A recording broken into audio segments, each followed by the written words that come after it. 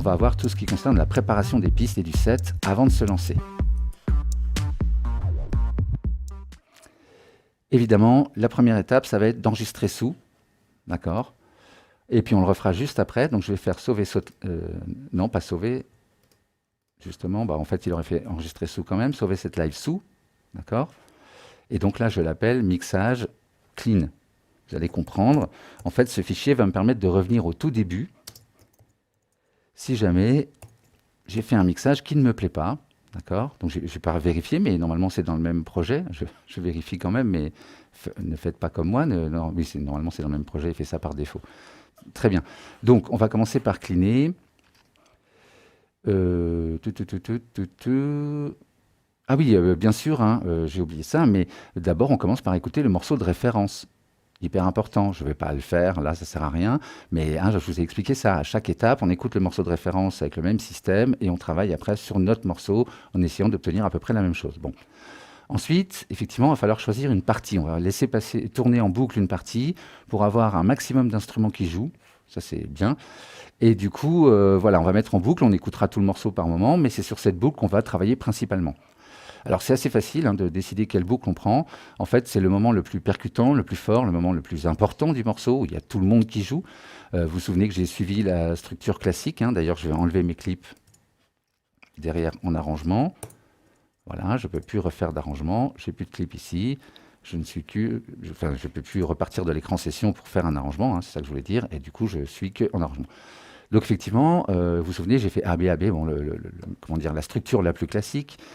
Je vous renvoie au dojo qui aborde la structure, si vous ne connaissez pas ça non plus. Donc le moment le plus intéressant à mixer, ça va être la fin, c'est-à-dire les derniers refrains, la dernière partie B si vous préférez. Et donc je vais mettre la boucle sur cette zone. C'est ici que ça se passe, donc vous savez ça, CTRL L, on l'a déjà vu, ou commande L si vous avez un Mac. Ça active en même temps, tiens, il me manque ma souris magique, comme toujours. Voilà, ce petit logo-là, pardon, qui s'allume, celui-ci. Et donc vous avez la boucle ici, on peut la déplacer, mais si vous faites commande L, je vous ai déjà expliqué tout ça. Bon, on va commencer par enlever les compresseurs sur les pistes, et surtout la piste main, d'accord? Bon, là c'est à vous de voir. Il peut arriver... J'ai une petite note quand même, parce qu'effectivement, quand on est en train de composer, des fois, on se met à mixer. Si c'est ce que vous avez fait, je vous conseille de tout reprendre à zéro, d'accord? Vraiment, souvent, c'est des réglages qu'on fait un peu vite. Il y en a que j'ai fait comme ça. Je vais le faire juste après, mais là, ça vaut le coup. Voilà, vous reprenez tout à zéro. À moins que ces réglages vous semblent vraiment pertinents et indispensables. Auquel cas, vous les gardez et vous vous dites, peut-être que c'est des effets que j'ai mis pour le sound design, en gros, et je vais rajouter par-dessus des effets de mixage. C'est pas gênant du tout. Donc, à voir si effectivement vous vous rendez compte qu'un compresseur, je ne sais quel effet que vous avez mis, change beaucoup le son. Ça ne sert à rien d'essayer de reproduire ça après, de l'enlever pour le reproduire.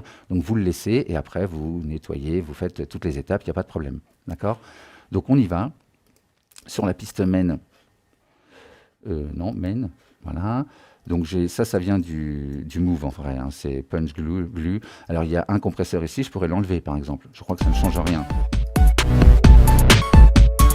Il y a ici une petite couleur, un Chanel EQ, c'est pareil, je vais tout enlever. Le limiteur, je vais laisser l'analogue clip pour l'instant, parce qu'effectivement j'avais mis une petite distorsion, enfin voilà, un petit grain avec ça, donc je vais le laisser. En disant que ça fait partie vraiment du morceau. C'est très bien au mixage, même au mastering d'en mettre un peu, donc on va le laisser. Et le limiteur, vous vous souvenez, je le laisse parce qu'effectivement, c'est notre headroom. On peut même mettre 5 dB, parce qu'on va avoir 6 dB de headroom. Je ne réexplique pas le headroom, vous connaissez ça par cœur maintenant. Et je vais aller voir donc sur chaque piste. Il me semble qu'effectivement... Alors là, le drum bus, c'est pareil, c'est un peu touchy, c'est-à-dire que je pourrais le copier-coller sur toutes les pistes qui composent le drum rack. Donc vous connaissez ça, on a déjà vu. Donc je vais le mettre sur le kick par exemple. Je vais l'enlever d'ici. Il n'y a pas de compression. Si vous l'utilisez pour compresser, encore pire. Enlevez-le. Ne compressez pas deux fois. Donc là, il est que sur le kick. À la limite, je ferai un copier-coller sur les autres. Je l'éteins. On l'utilisera pour colorer le drum bus. C'est ça qu'il va faire. On va colorer le son avec, d'accord? Donc c'est après le compresseur, si vous suivez. Pardon.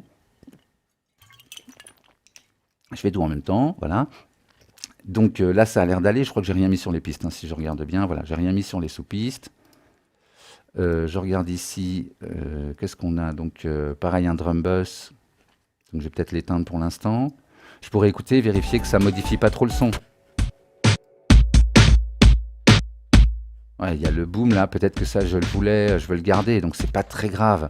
On pourrait considérer que c'est du sound design aussi, hein. Je vais le laisser, vous allez voir, c'est pas très gênant. Le get il est utile, l'utility on s'en fiche, on va repartir d'ici.